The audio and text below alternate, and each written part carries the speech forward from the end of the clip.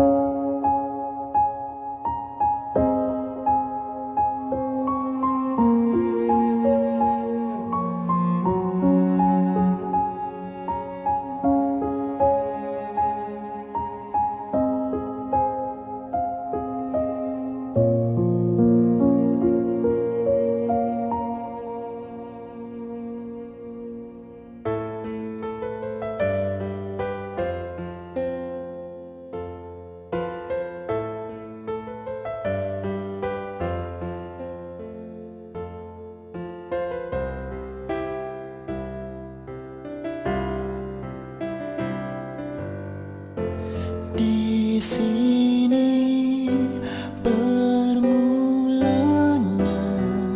pertemuan yang terakhir.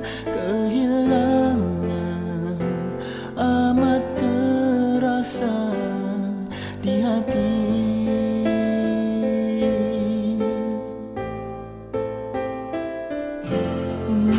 Mungkinkah ini yang tertulis di tangan takdir?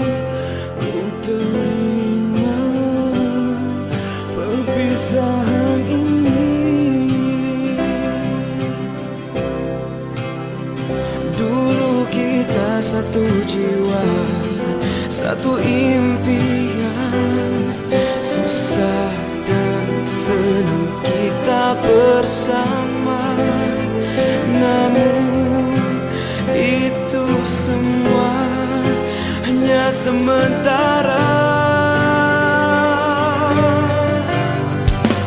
Hanya lagu yang menjadi ingatan, hanya lagu yang menjadi kenangan.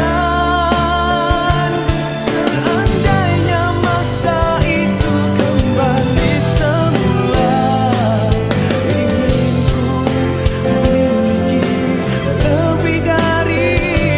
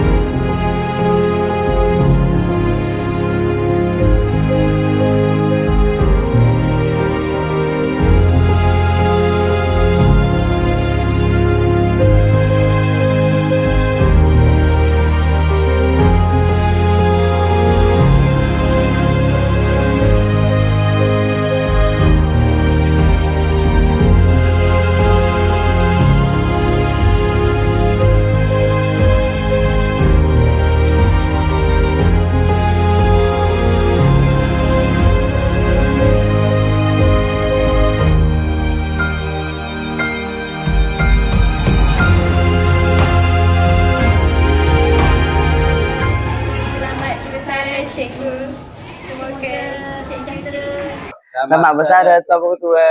Bye. Selamat bersara Pengetua.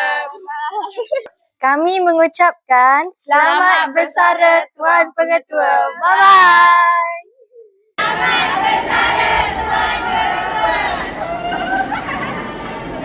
Selamat bersara bos. Semoga sihat-sihat selalu di samping keluarga tercinta. Assalamualaikum warahmatullahi taala wabarakatuh. Saya mewakili pekerja KBK SMK Tan Sri Muhammad Yaakob mengucapkan selamat bersara kepada pengetua SMK Tan Sri Muhammad Yaakob. Semoga beliau dalam keadaan sihat dan dimurahkan rezeki. Assalamualaikum, saya Azami, pengawal keselamatan di SMK Tan Sri Muhammad Yaakob, mengucapkan selamat bersara kepada Tuan Pengetua kita, Encik Ahmad Nizam Yahya. Saya mengucapkan ribuan terima kasih di atas dasar Tuan semasa berkhidmat di sini. Sekian, terima kasih. Selamat bersara Tuan Pengetua. Assalamualaikum warahmatullahi wabarakatuh. Di sini saya mengambil kesempatan untuk mengucapkan selamat bersara kepada Tuan Pengetua kita, Nizam Yahya, Cikgu Saibul, Haji Saibul dan juga Cikgu Ridwan Hamzah. Semoga Kalian semua berada dalam keadaan sihat walafiat di samping keluarga kita. Anda yang terbaik. Yes.